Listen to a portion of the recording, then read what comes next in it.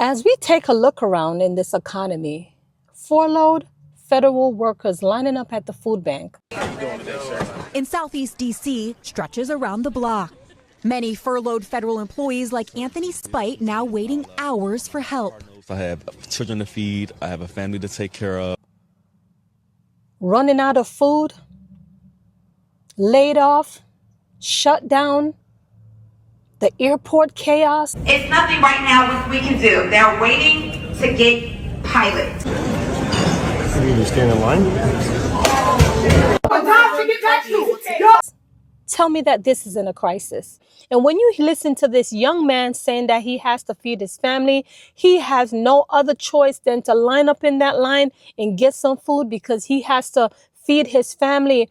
You know, it is sad. When you have a federal job, this is something that I have learned years ago, that having a good federal job would be sustainable. Now, I know a lot of workers weren't expecting this, and we know year after year these things happen at times, and this economy is getting so bad that people cannot plan. Even if you should be proactive, plan the year before for this government shutdown, it's not happening. It's hard. It's challenging. People can hardly survive. A lot of people have been saying going to the supermarket is ridiculous. They purchased 2 and 3 items, and guess what happened?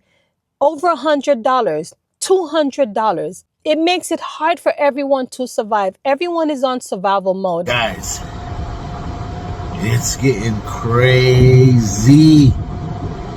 Crazy ridiculous.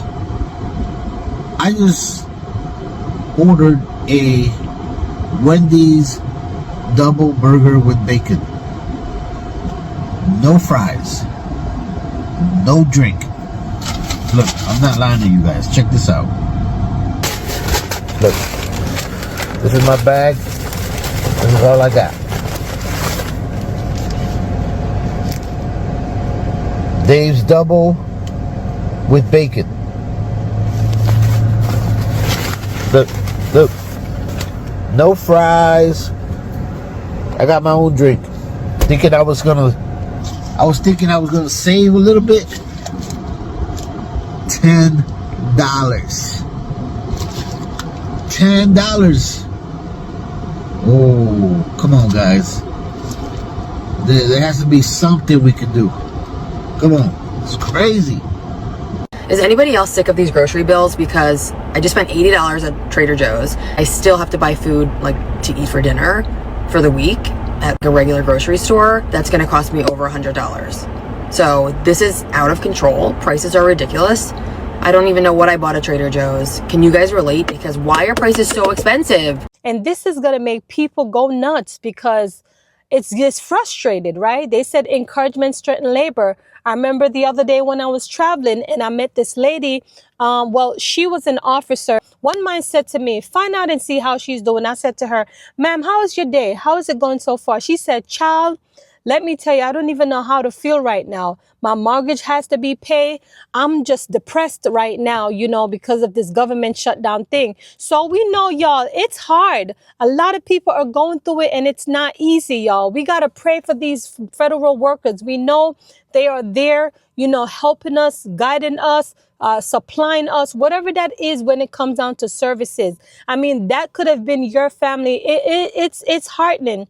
It hurts just hearing and seeing this information, y'all. Federal funding for food programs like SNAP and WIC in danger of running dry by the end of the month. In Southeast D.C., this food bank line just for federal workers. You have to have your government ID. Stretches around the block. Many furloughed federal employees like Anthony Spite now waiting hours for help. I have children to feed. I have a family to take care of. I have a mortgage to pay. So it's a lot of uncertainty. The Bipartisan Policy Center reports 1.4 million civilian federal employees like Spite did not get paid today. I never thought that I would be in this predicament where I'm in need of assistance. Under a 2019 law, federal workers will be reimbursed at the end of the government shutdown. But that help could still be a long way away, with Congress not in session. How does it make you feel that members of Congress are still getting a paycheck right now? If we're not getting paid, I honestly feel that their checks should be withheld as well. And as food banks face an influx of federal workers, It's scary. the clock is ticking for millions more. With the shutdown, I believe that we'll get double the amount, maybe even triple the amount that we see now. Federal funding for food programs like SNAP and WIC in danger of running dry by the end of the month. To last all the way for the next month, even to cover December, it won't. We will be starving. Our NBC affiliate in Kansas City breaks down what that assistance looks like for the 41 million Americans who rely on the program. I'm Megan Abundis grocery shopping in South Kansas City. This cart full of staples, some fresh produce, fresh fruit, some meat and bread represents what the average person on SNAP benefits or food stamps can afford for an entire week. The national average benefit for a breakdown per person per week is about $46 to $74. That's what we've spent here, $48.68 for this cart full of groceries. How you doing, ma'am? You can choose one item. With no end to the shutdown in sight, many now preparing for what could be a long road ahead. What can I do about it? Ooh, that's assault. 3 weeks. 3 weeks for my money, right? 3 weeks for my money, right? 3 weeks for my money, right? 3 weeks for my fucking money, right? 3 weeks. 2 flights wasted. 2 flights wasted. 2 flights. 2 flights. 3 planes. After 45 minutes. Security's great. I was about to say, is it a joke? Call the police. For who? Call the police. Your security sucks. I have my rights. So that's what I want. The police. Yeah, because it's not your brother who's dying. Video. It's not your brother that you need to go disconnected, right? You need to stand in line. Democratic senators to come across the aisle. We're starting to eat into muscle here. Today's staffing shortage is triggering a brief ground stop at LAX and delays at Newark Airport. Roughly half of delays could be related to the shutdown. This is exhausting. The president of the Air Traffic Controllers Union issuing a warning about those workers, already understaffed and set to miss their first full paycheck Tuesday. Every day that this shutdown continues, this system will be less safe because they're completely distracted from their duties and responsibilities of keeping the American flying public safe. And it doesn't look like the shutdown will end this week. House Democrats will come back to D.C., but House Speaker Mike Johnson hasn't called back Republicans. And the Senate will be here, but so far their votes to reopen the government have all failed. You know, I would not wish that on anyone because we know how this economy is going. The inflation is high. There is no help. And when we take a look, does the government really help us? Or does the federal really care about their workers? I mean, think about it.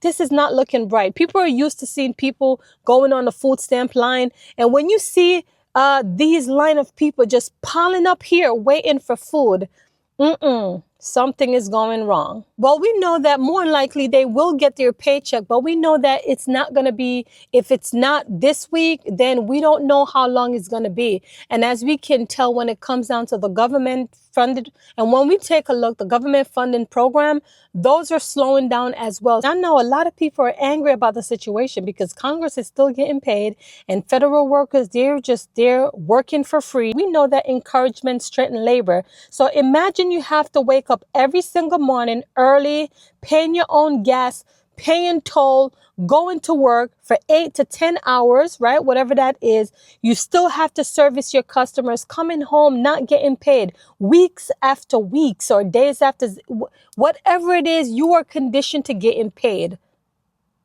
and you're not getting paid. How do you survive?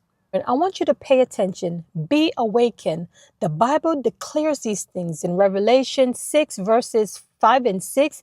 It tells us about the food shortage and the inflation. And let me tell you something. Check Revelation 13 through 16 and 17. It talks about the government and the economy. I'm not asking you. I'm telling you the Bible declared these things. So be awakened. Pray through it. If I was like you, let me tell you what I would do.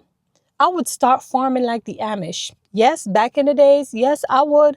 I would start to plant my own stuff in the back of the house. Start small. like other people do, you know, if you have a house, go in the backyard, start planting. I know you're probably going to say, well, the meat and stuff. Okay, well, you can only buy meat, but at least you don't have to buy certain, you know, vegetables or certain things that you can farm yourself. I would do that. Another thing too, I would only buy what I need. You know, sometimes we see with our eyes and we tend to want to buy things based on how we feel. And sometimes those food or items, they spoil in the fridge. We don't want that anymore. Just buy exactly what you need. Also, buy things that you can cook so that it can last for 2 and 3 days. Like for me, I've just cooked twice for the week and on the weekend. Yes, that's how we do it. 2 different meat. We let it spread out.